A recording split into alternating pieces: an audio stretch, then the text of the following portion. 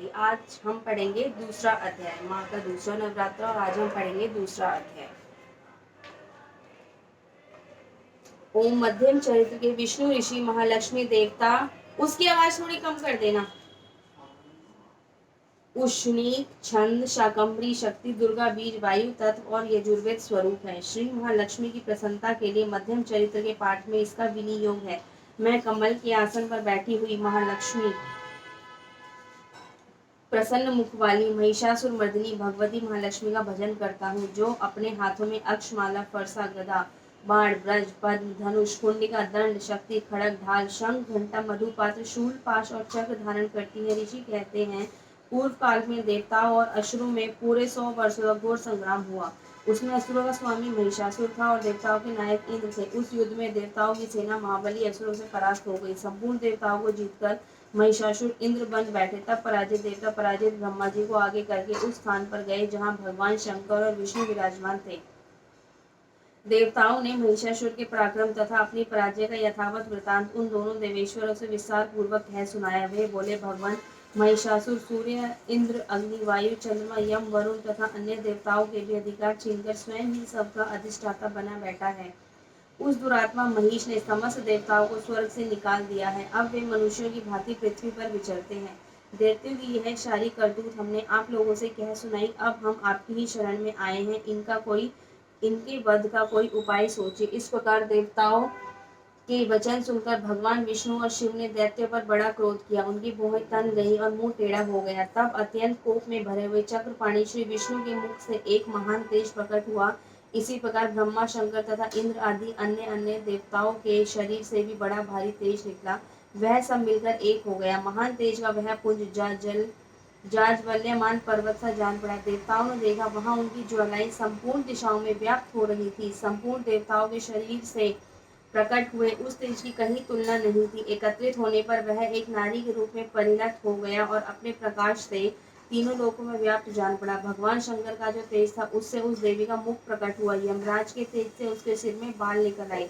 श्री विष्णु भगवान के तेज से उसकी भुजाएं उत्पन्न हुई। चंद्रमा के तेज से दोनों स्तनों और इंद्र के तेज से मध्य भाग का प्रादुर्भाव हुआ।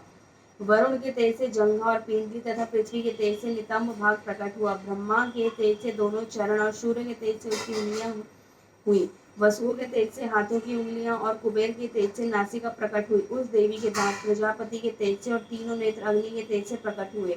उसकी भुएं संध्या के और कान वायु के तेज से उत्पन्न हुए थे। इस प्रकार अन्य अन्य देवताओं के तेज से भी उस कल्याणमय देवी का आविर्भाव हुआ। तदनंतर समस्त देवताओं के तेज पुंज से प्रकट हुई देवी को देखकर महिषासुर के सताए हुए देवता बहुत प्रसन्न हुए। पिनाकधारी भगवान शंकर ने अपने शूल से एक शूल निकालकर उन्हें दिया। फिर भगवान विष्णु ने भी अपने चक्र से चक्र उत्पन्न करके भगवती को अर्पण किया। वरुण ने भी शंख भेद किया। अग्नि ने उन्हें शक्ति दी और वायु ने धनुष तथा बाण से भरे हुए 2 तरकस प्रदान किए। सहस्त्र नेत्रों वाले देवराज इंद्र ने अपने ब्रज से ब्रज उत्पन्न करके दिया और ऐरावत हाथी से उतारकर एक घंटा भी प्रदान किया। यमराज ने कालदंड से दंड, वरुण ने पास, प्रजापति ने स्फटिकाक्ष की माला तथा ब्रह्मा जी ने कमंडलू भेंट किया।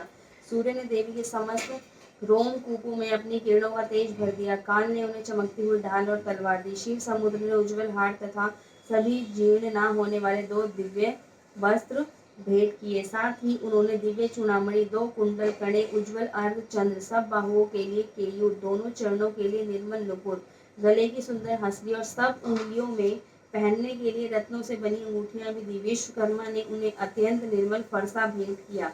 साथ ही अनेक प्रकार के अष्ट और अभेद कवच दिए। इनके सिवा मस्तक और वक्ष स्थल पर धारण किए करने के लिए कभी ना कुम्भलाने वाली कमलाओं की मालाएं दी। जल्दी ने उन्हें सुंदर कमल का फूल भेंट किया।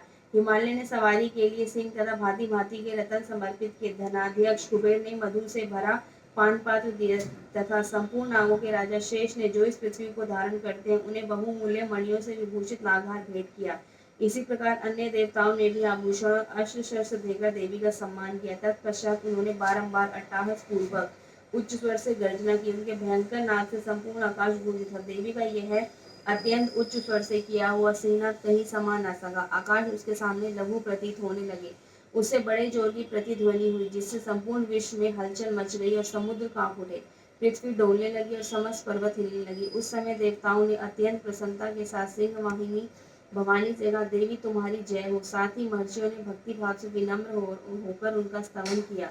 संपूर्ण त्रिलोकी की शोकग्रस्त देख दैत्यगण अपनी समस्त सेना को कवच आदि से सुसज्जित कर हाथों में हथियार ले सहसा उठकर खड़े हो गए। उस समय महिषासुर ने बड़े क्रोध में आकर कहा, आ यह क्या हो रहा है। फिर यह संपूर्ण असुरों से घिरकर उस सिंहनाद की ओर लक्ष्य करके दौड़ा और आगे पहुंचकर उसने देवी को देखा, जो अपने प्रभाव से तीनों लोगों को प्रकाशित कर रही थी।